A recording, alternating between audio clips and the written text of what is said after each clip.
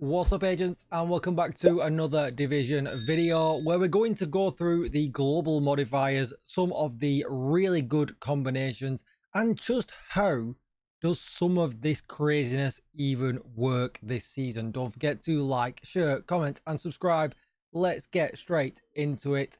Right, so the reason I'm doing this video is I've had a lot of comments on some of my PvE DZ videos on I don't really know what these modifiers are doing.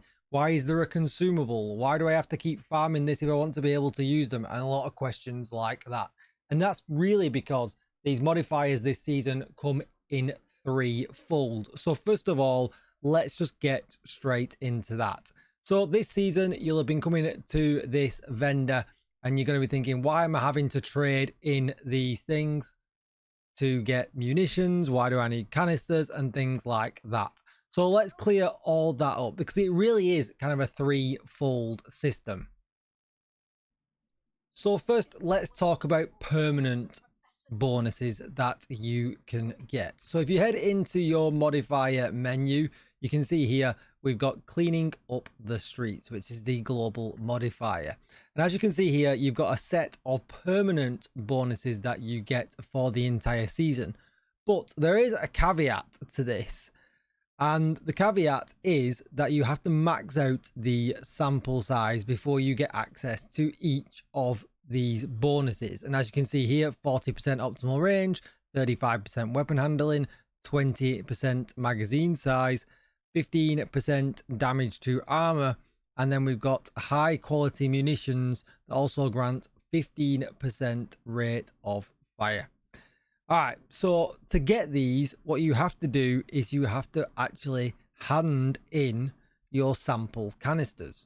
So if you go to here, you can see you can trade in sample canisters for 20 munitions. Well, that not only gives you munitions, which we'll talk about a little bit later on, and that kind of is what confuses things a little bit as well. But every time you do this, you actually push up this sample size here, you can see. And your first aim for this season should always be to max this out. Get this up to 2,400. Because once that's at 2,400, it's one less thing that you have to worry about. Because you know at that point you are getting your permanent buff from this season's modifier. Now, you might be saying, well, if I hand all this in, that means I'll have no sample canisters to use for the global modifier. And that is, in fact, true as well. It is a little bit counteractive why you're doing this. Although, yes, you will get high-quality munitions, which we'll also talk about in just a second.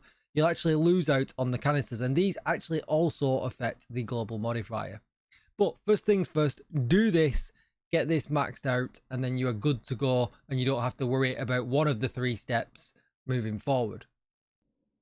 And there's a few easy ways you can tell that these are permanent. So you can see right now I have got them turned off, they're not turned on, and in my Lexington I reload, I get 51 bullets. I head out of here, activate,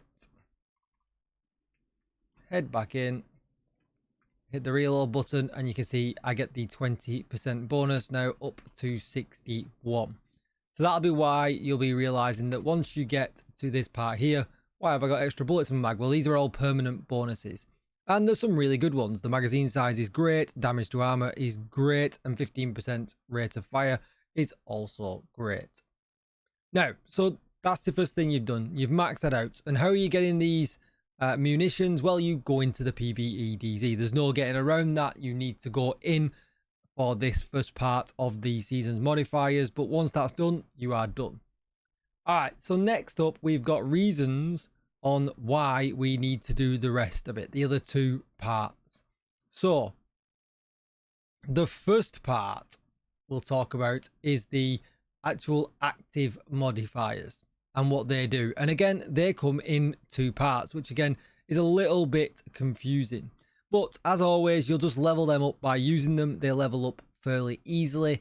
By the time I've gone through my entire journey having to use each one of the active modifiers, I'd actually maxed these out. So you'll probably be in a very similar position if you've been doing your journey. So we'll just take this first one here. For instance, we can take any of these. As you can see, they all have a surge effect. They all work in exactly the same way. apart from obviously they're more catered to the type of builds that you like to run. So we'll take the invincible one here for the actual example that we're going to do. So you can see here on activation, so all three of them, when you activate it, and that is on PC by pressing T, and it has the cooldown like all global modifiers have always had, you actually get your, you know, what you get here. So you get movement speed increases by 20%, 25% bonus armor on kill, etc, etc, etc. That's great. But we also have a surge effect. So what is a surge effect? Well, if you've got any sample canisters on you, so again, they're the ones that you're just picking up in the DZ that they just drop on the floor. So if you've got any of these, it will use some of them to give you an even better effect for your active modifier, which is what they're calling the surge effect. And now you understand why I said before, because you're handing them in, you'll end up having none of them because you're maxing this out, how it actually works against itself. But once you've maxed this out and then you've got some on you, so you do need to go and farm some more, you'll have this surge effect. And as you can see here, that it actually gives you better stats than what it would up here. So you can see it's 25% bonus armor on kill. It actually changes to 35%. Damage to our targets out of cover increases from 10% to 25%. When invincible ends, you only take 80% damage, and therefore you don't necessarily kill yourself quite as easily with this one. It's pretty deadly unless you're using the surge effect. And then in the toxic dark zone, you have a way here to reduce the toxicity by 35%. So, well, by 35, not 35%. So you can see here why these surge effects might be useful. And if we just very quickly look at the other ones, again, we can reduce the toxicity with all three of them, which actually then turns out to make them pretty easy. Because if you're running round, the last thing you want to be doing is interrupting your farming by going into the checkpoints, letting it reset, and then coming back out. And obviously the cooldown on these is, you know, it's not terribly long. You can see here 100 seconds, 180 seconds, 120 seconds. I use invincible because I use generally damage gun builds. 100 seconds. It's actually a pretty good advantage for lowering your toxicity, as well as a lot of damage here as well. And with the damage reduction coming to 80% instead of 100, yeah, really, really good. But we're kind of digressing here at this point. So that is how the second part works when it comes to the active modifier. But Tickle, what are the high quality munitions for? Well, they are so you actually apply those permanent bonuses that we talked about earlier on.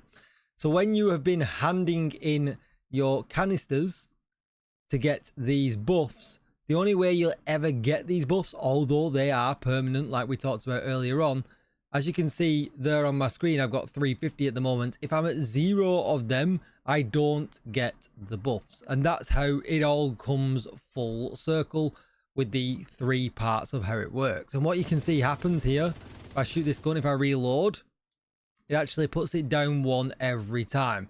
And I've released a bunch of builds on my channel, and I've got a few more that I need to add that essentially let you skip this mechanic. For instance, just as you can see here, I've got the whiplash on right now, and if I flip to the whiplash and then go back, I get the full magazine back. But as you can see, I didn't lose one of the high quality munitions.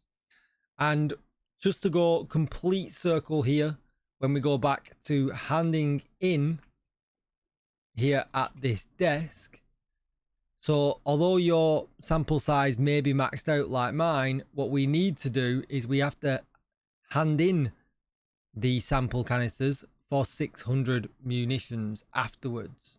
So that then plays into the continuing of the modifiers gameplay loop till the end of the season. So although we are maxed out at this point, you can see here that although these are permanent and they're ticked and we get these forever, unless we're handing in the sample canisters to get the munitions, we will not get these buffs. So using builds like, for instance, that include the whiplash, ongoing directive, or any other builds that regenerate ammo for free, because there's talents on guns that do that as well, is where this becomes steadily important. Because if you're not a big fan of going into the PvE DZ collecting the sample canisters, there's really not much point in having the global modifiers on, because you'll never have these buffs, because you'll never have the high quality munitions.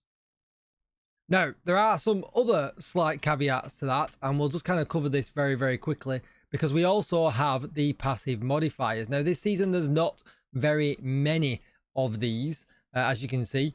There's only 9 of them to cover, and some of these are quite dependent on if you are in the PvE DZ or not. But for instance, here you can see your maximum capacity for high quality munitions is increased by 200. So if you do want to use them and you don't want to use an auto ammo generating build, you might want to put that on, because you can hold some more. So that's pretty good as well. Then this one's just a general one, can be used in and out of it. This one might be good as well if you're actually going, for the actual sample canisters that we have. We're always going to be using sample canisters.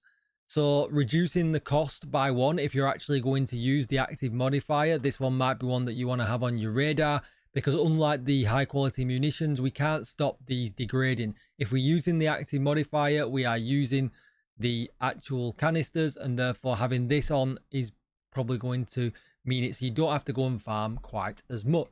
But in saying that, if you do go in and do a bit of a session, as you can see here, you can just keep them in your delivery, in your mailbox. And therefore, when you run out, as you can see here, especially the large ones, they give you 120, which is great. But as you can see, I've got quite a few stacked up just from spending some time in the running around. And therefore, I don't have to worry about that quite as much. That's more of a luxury, having that one on. If you want, I'd rather take the other modifiers and just have some stacked up from going in there and doing a session. This one is pretty good. Increase Hasbro by 30%. All of you Backfire DZ builders and things like that will love that, because it's just a flat increase of 30% Hasbro. We love to see it. But you can see as well, it's also going to give you some armor in the PvE DZ. Then we've got again the same for status effects, which is nice. This one I do like, the inoculated, because like we talked about before, but now we get the surge effect that reduces the toxicity in the PvE DZ. This one reduces it by 50% on top of that, meaning I don't have to deal with them negative debuffs or worry about going to a DZ exit to reset them for a long time. This one's actually really good if you're playing inside of the PvE DZ. And again, it's only relevant if you're inside the PvE DZ. Viper Bite is just good if you want to put that one on. I mean, that's just what it is. Now, this is probably the best one for me if you're playing inside of the PvE DZ and you've got a build that's a little bit tanky and it allows you to play a little up close and personal. Because you can see here, you gain Contagious. When you get within 10 meters of an enemy, Contagious transfers to them. When a contagious enemy dies, Contagious transfers to their closest ally within 15 meters. If there's no one to transfer Contagious to, it reverts back to us. But Contagious has no effect on us, but enemies with it take 40% more damage. And a lot of people have been struggling with some of the enemies and some of the new build styles inside the PvE DZ.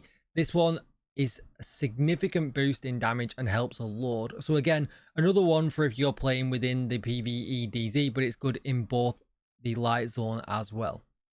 And then as we're dealing with hyenas all the time, there's always one with a shield. This is really good for crowd control, especially when they're spawning out of points and things like that. You can be really close. These two together is a ton of damage inside the PvE DZ if you're not worrying about these other kind of bonus ones that will use your canisters and munitions less.